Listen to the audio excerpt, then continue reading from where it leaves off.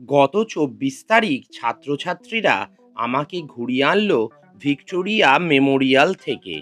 সকাল ১০টার শ্রীরামপুর লোকাল ধরে আমরা পৌঁছে যাই হাওড়ায়। তারপর বাসে চেপে সোজা চলে যাই ভিক্টোরিয়ায়। বাস থেকে নেমে ছবি পর্ব সারার পরেই শুরু হলো আমাদের হাঁটা। কারণ বেশ খানিকটা দূরেই বাসটা আমাদের নামিয়ে দিয়েছিল। আর এই হাঁটার মধ্যে ওদের চোখে মুখে একটা আলাদাই উচ্ছ্বাস আর আনন্দ ছিল।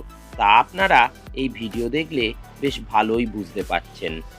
হাঁটতে হাঁটতেই আমাদের চোখে পড়ল রাস্তার ধারে অনেক ঘোড়া।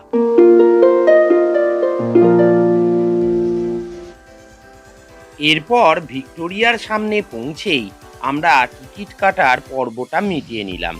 আর তারপর আমাদের ভিক্টোরিয়ার মধ্যে ঢোকার পালা।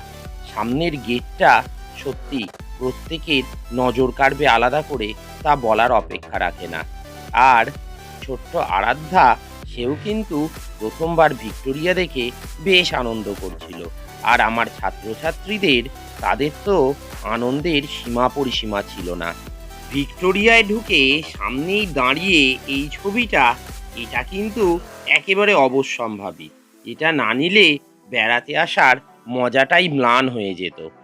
ভিক্টোরিয়ায় আমরা যখন পৌঁছাই তখন ঘড়িতে প্রায় 12:30। সেই কারণে মিউজিয়ামে ঢোকার আগে আমরা সিদ্ধান্ত করলাম সবাই মিলে বসে আগে খাওয়া দাওয়াটা সেরে নেওয়া যাক।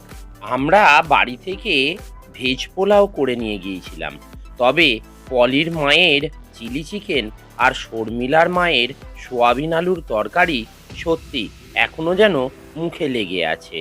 আরাধ্যা অবশ্য এইসব সুস্বাদু খাবার ছেড়ে ওর চকলেটগুলো খেতেই বেশি পছন্দ করছিল। খাওয়া দাওয়ার পর্ব মিটিয়ে আমরা মিউজিয়ামের ভেতর প্রবেশ করি। সেখানে ব্রিটিশ স্থাপত্য রীতি, ভাস্কর্য, বিভিন্ন প্রাচীন পত্রপত্রিকা আর তৎকালীন যুগের বিভিন্ন অস্ত্রশস্ত্র, সেগুলো আমাদের বিশেষ রকমভাবে বিস্মিত করে। সত্যি কথা বলতে কি, মিউজিয়াম ঘুরে দেখবার মতন পরিস্থিতি সেখানে মোটেও ছিল না। এত ভিড়ের মধ্যে মিউজিয়ামের সমস্ত জিনিস পুঙ্খানুপুঙ্খভাবে দেখা কোনো মানুষের পক্ষেই সম্ভব হতো না। তবুও দু একটা প্রাচীন বস্তুর সম্ভার আপনাদের জন্য তুলে ধরলাম ভিডিওর মাধ্যমে। আশা করি আপনাদের এগুলো বেশ ভালোই লাগবে। এরপর আর কি, প্রায় ঘন্টাখানেক মিউজিয়ামের মধ্যে কাটিয়ে ছবি, ভিডিও সমস্ত পর্ব মিটিয়ে আমরা মিউজিয়ামের বাইরে বের হলাম।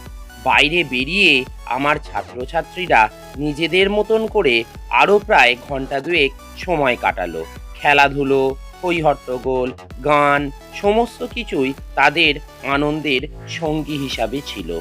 তারপর তারপর আমার গল্পটি ফুরোলো, নোটে গাছটি মুড়লো, ফিরে এলাম রোজ নামচার জীবনে।